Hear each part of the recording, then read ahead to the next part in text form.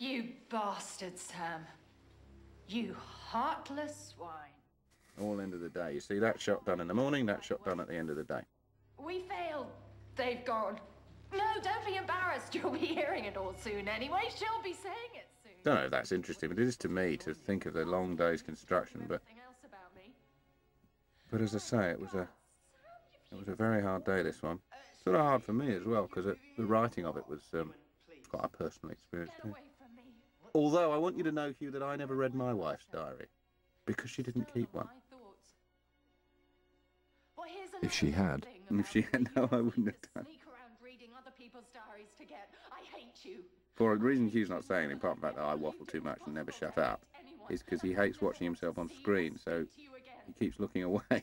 So I'm getting to know the carpet in here quite well, actually. It's quite common for actors to really find that difficult. It's also quite common for them to love it. There's two types. Those who can't stop watching themselves and those who can't do it. Hugh is of the latter. So what's happening now? Where are we up to? It's a very... I mean, you're in the movie, Hugh. Am I in it? You know, you're going to have to look at it. It's that very dramatic stuff outside the hospital. I often wondered whether we needed this as well, but I you know, because she's already stormed out of the operating room, but I just think it's beautifully performed, and it was a very nice bleak day, and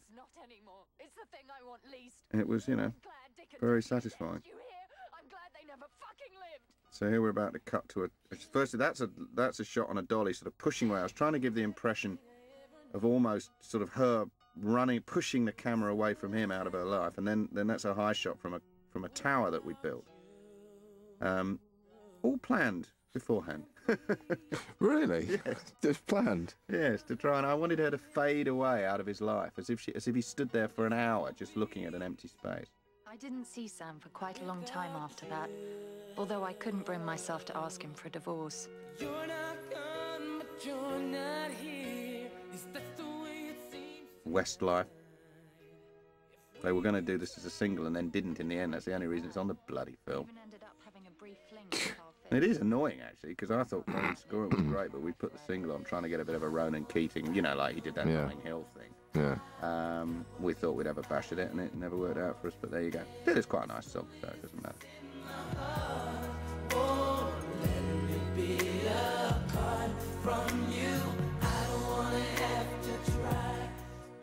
Now, there's another plugging moment, you see, because the lady who donated this dress... I've only just noticed the boat, by the way.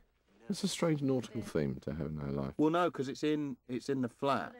Right. Oh, yeah, well, there you are, you see. Here we are. She got the boat? She got the boat. I mean, we wanted a few things, because obviously she's left Sam by now, and we wanted a few elements that were in the flat that we've been familiar with through the rest of the film in what is her new home. And that boat is one of them, because obviously she kept the CDs and the boat. I want the bloody boat, okay? I've only just noticed his ribbons. Oh, it's terrible, isn't it? Oh, really? Yeah. Oh, very funny. That's very... Well, I say very funny. What's the green one? What would the green one be? They aren't anything, really. Right. I mean, it's just, you know, that is a very actor thing, isn't it? Well, we say an actor thing. It's just actors happen to be the people who are on camera when they're wearing their ribbons, you know. Yes, but there was a brief period, wasn't it? There was almost like an orthodoxy, a sort of tyranny. You had to have an AIDS ribbon. It was kind of, you know, which, you know, all power to that. But yes, there was a sort of feeling of, if you didn't have one, that meant you wanted people to get it, sort of thing. You know what I mean? It was sort of a weird... Anyway, as I was saying, well, there was a Catherine Walker plug there, because there's such a beautiful dress, and Jolie was friends with Catherine, who's a brilliant designer. And so we thought, well... How are these actors getting to know designers? Why don't I? Because you're just an old scrub. Yeah, I know, the Marks and Spencer family pretty darn well, actually. I like to push their underwear whenever I can. See, this is a great moment when they trashed that beautiful flat, you see, because he's left living. No, you obviously you'll have realised that this point is 9 months have gone by in the shooting of the film to get the beard. To get the beard, because it's a real beard. But I have to say, one person in America filled in their card and quite rightly said it would take him a lot longer than a year to grow that beard, and I think they're probably right. What do you think? I don't know, actually. I've never had to go there. No, I don't think so. No. Anyway, I dismissed the thought. Do you really miss her that much? What? How long is it supposed to be? I don't know. It's not meant to be a year anyway. It's supposed to be. Well, they were making the film, and now they're going to the premiere. It'll probably be about 9 months, I suppose. Yeah, no, you could do that in 9 months. Yeah, of course you could. I could do it in a morning. On that butch. fabulous. In fact, I noticed that since we started, I am looking particularly hairy. Can we stop for a shave? Now again, this we shot at the Ministry of Sound. That's how groovy we are. It was a genuinely cool place to be, but it wasn't cool for us. Is it cool now? All day. Ministry of Sound? I think so, yeah. And again, another of these examples where I tried to do the whole thing in one take on a steady cam and ended up having to cut into it. But I won't go on about it because I've already bored you enough of that. Some fabulous dresses in this film, let's be honest.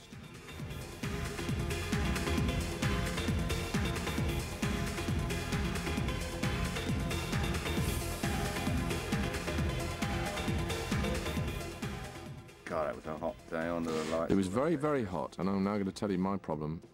On a very, very hot day, wearing a wig and a beard, false, is that the glue, when it gets very hot, starts to melt.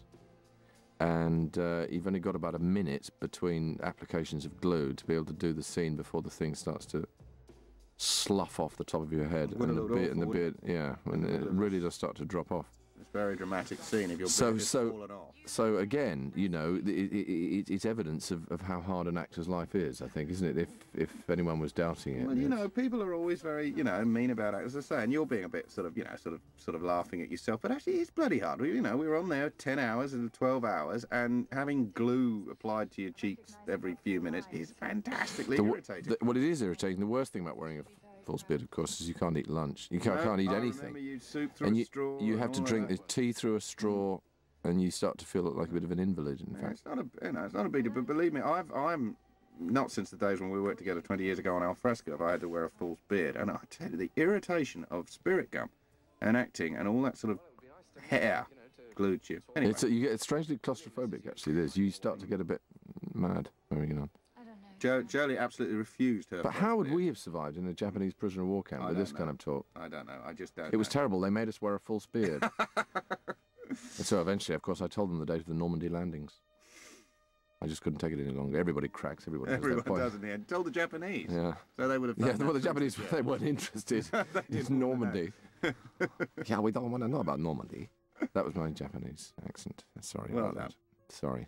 So we wetted the pavement down outside because it apparently makes the lighting look nicer. I don't know whether the public agree. It's not supposed to have been raining, but they just thought it looked nicer. So we had a fire engine. That's where we spent our money, which pumped water and wetted it down. Special film water. Yeah, film water. Just 20% wetter. Now this is a 90 that's too big. But and it is gripped at the back, and in fact, if you look very carefully, you by a small man. By a small man. If you look carefully, you. Oh yes, we just didn't we just glimpse the frayed edges of this tawdry illusion. That's life. That's the film business for you. This was the day there was an OK photographer who was in the trees photographing this, and it appeared, a shot of me in my shorts with all my psoriasis, sort of directing Jolie, who was holding a can of Coke and looking glamorous even so. They had you in it as well. I didn't look at that. I've got bulldog clips too. I've got bulldog clips in my arse. Yes, holding your bum cheeks together. Yeah. Because otherwise they tend to flap, don't they? I think I've still got one in, actually.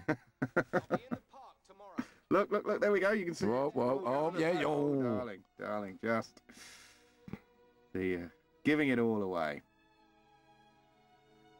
Anyway, that wig was made by a man. Look at that dog. Imagine we're all there going, look at us. We're all trying to attract his attention, and it works. Anyway, the wig. The wig was made by a man who makes wigs for Bruce Willis. That's the closest I'm ever going to get to the Hollywood pantheon. Oh yeah, that's absolutely true. Oh yeah, like true. For instance, starring opposite Gina Davis in one of the biggest comedies of last year. Get out of here. You are a Hollywood feet. It was my feet. More like a pantheon.